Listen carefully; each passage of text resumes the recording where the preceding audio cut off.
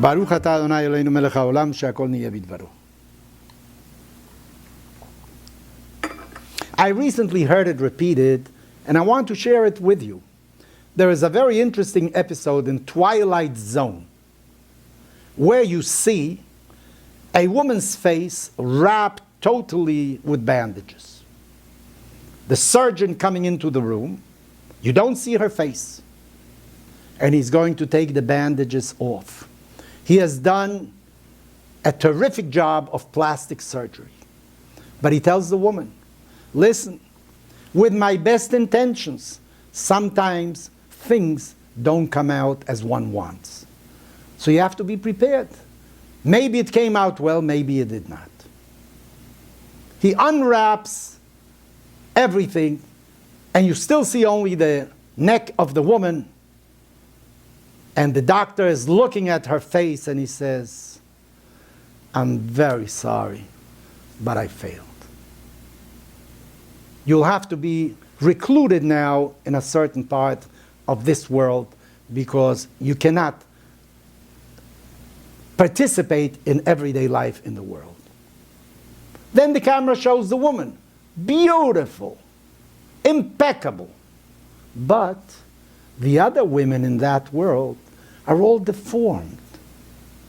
So that this woman who looks to us beautiful was actually not exactly beautiful to the rest of the world because they were all deformed.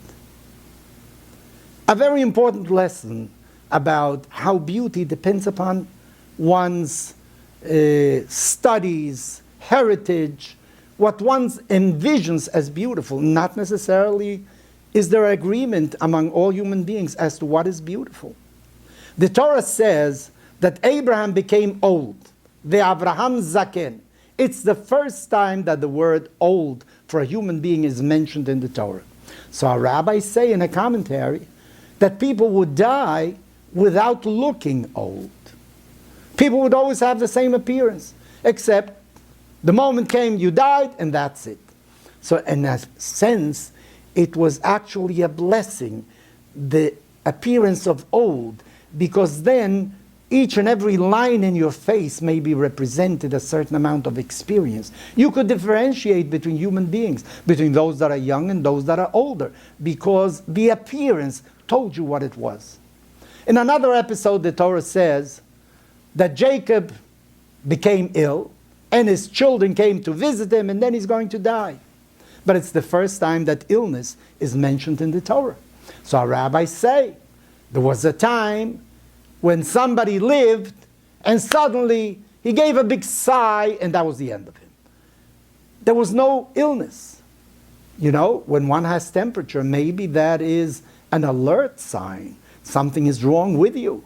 When you become ill, then you go to a doctor. You try to change certain ways in your life because you see it's doing some harm to you. So illness is also something new in the world. It didn't exist at all times. So beauty really is in the eyes of the beholder. In Judaism, the accent is not on beauty. It's not on outward appearances. The accent is on something else. The accent is really what is beneath the skin. What are your moral principles? What guides you in this world? What moves you to do certain things? Not necessarily beauty. I do not want to diminish or to set aside the importance of beauty, of art in this world. The Greeks emphasized it very much. But in Judaism, that takes second place to virtues, to conduct, to morality, takes second place to responsibility, takes second place to be truthful.